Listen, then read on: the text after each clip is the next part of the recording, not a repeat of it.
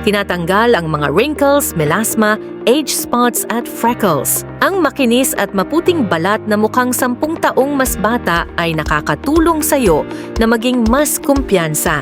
Hindi na kailangang gumastos ng maraming pera at oras sa pagpunta sa spa.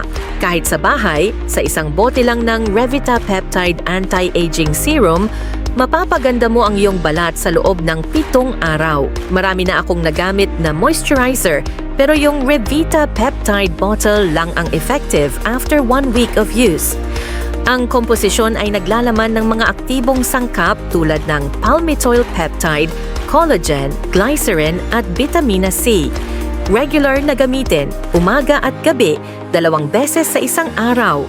Pagkatapos ng 3 araw na paggamit, makikita mo ang mga wrinkles, melasma, freckles at age spots na kumukupas. Ang balat ay mas maganda at mas maliwanag. At pagkatapos ng 7 araw, ang balat ay maliwanag na puti, makinis at kitang-kitang makintab.